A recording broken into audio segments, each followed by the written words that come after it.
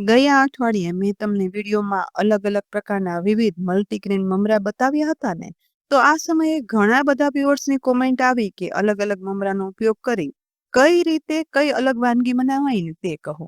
તો ચાલો આ બધા મમરાનો ઉપયોગ કરી અને માત્ર 2 થી 3 ચમચી તેલમાં બની જાય અને બનાવી મહિનો સાચવી શકાય પેટ ભરીને ખાઓ ને તેવો હેલ્ધી ટેસ્ટી નાસ્તો બનાવવા માટે ગેસની લો ફ્લેમ પર ગરમ થતી કઢાઈમાં એક મોટું બોલ અંદાજે 150 ગ્રામ બાજરીના મમરા ઉમેરશું. સાથે 150 ગ્રામ રાગીના મમરા ઉમેરવાના છે અને એકદમ વજનમાં હળવા ફૂલ જેવા 100 ગ્રામ મકાઈના મમરા પણ ઉમેરશું. આ સિવાય જો જુવારના મમરા મળે ને તો તે પણ ઉમેરી શકાય.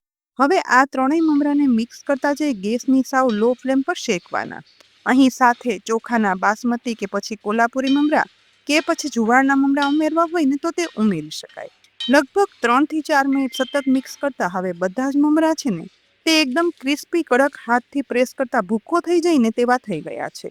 તો મમરાની કઢાઈને ગેસ પરથી ઉતારી લઈ અને શેકેલા મલ્ટીગ્રેન મમરા છે ને એક મોટા વાસણમાં કાઢી લેવાના અને ઠંડા થવા દઈશું. ફરીથી એ જ કઢાઈને ગેસની લો ફ્લેમ પર રાખી તેમાં 100 ગ્રામ મખના ઉમેરી સતત ચલાવતા જઈ અને શેકવાના છે. કેલ્શિયમથી ભરપૂર મખનાના ગુણ તો આપણને બધાને ખબર છે, માટે આ નાસ્તામાં મમરા સાથે આ મખના ઉમેરવાથી નાસ્તો વધારે હેલ્ધી અને સાથે સાથે ટેસ્ટી પણ બને છે. 3 થી 4 મિનિટ શેકતા મખના હાથથી ભૂકો થઈ જાય ને તેવા ક્રિસ્પી શેકાઈ ગયા છે. તો ગેસ પરથી ઉતારી મખનાને શેકાયેલા મમરા સાથે ઉમેરી દેવાના. હવે ફરીથી એ જ કઢાઈને ગેસની લો ફ્લેમ પર રાખી દેવાની. તેમાં 3 ટેબલસ્પૂન જેટલું તેલ ઉમેરી અને ગરમ થવા દેવાનું છે.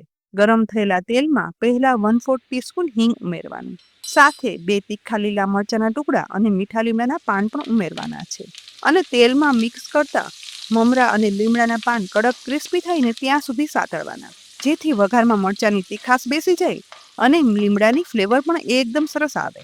એ પછી સાથે સાથે સ્વાદ પ્રમાણે શિંગદાણા અને દાળિયાની દાળ ઉમેરવાની. મેં અહીં બંને 1/4 કપ જેટલા ઉમેર્યા છે. તેને પણ મિક્સ કરતા જઈ અને શેકવાના છે અને તે પણ ક્રિસ્પી થઈને સાથે કલરમાં ગોલ્ડન બ્રાઉન શેકાઈ જાય ને તેવા સાતળવાના, જેથી આ નાસ્તામાં શિંગદાણા અને દાળિયાની ક્રિસ્પીનેસ હોય ને તો ખાવાની એકદમ મજા આવી જાય. આ બંને થોડા એવા સતરાઈ જાય ને એટલે આ સમયે તેમાં સૂકા નાળિયેરને આવી લાંબી ચિપ્સ કરી અને ઉમેરવાની. બધું મિક્સ કરતા જઈ તેલમાં સાતળવાનું છે. નાળિયેરની ચિપ્સ છે ને તે છેલ્લે ઉમેરવાની, કારણ કે તેને સતળાતા જરા પણ સમય નહીં લાગે. વધારે લગભગ 1 મિનિટ સાતળ્યા પછી વઘારમાં 1/4 ટીસ્પૂન હળદર પાવડર, અડધી ટીસ્પૂન મીઠું ઉમેરી મિક્સ કરવાનું, જેથી હળદર પણ કાચી ના રહે અને ઉમેરેલા શિંગદાણા, દાળિયા અને કોપરાની સ્લાઇસમાં મીઠું હળદર એકદમ સરસ ચડી જાય. બસ એ પછી એકદમ ક્રિસ્પી બધું સતરાઈ જાય ને એટલે તેમાં બધા શેકેલા મિક્સ એટલે કે મલ્ટીગ્રેન મમરા છે ને તે ઉમેરી દેવાના.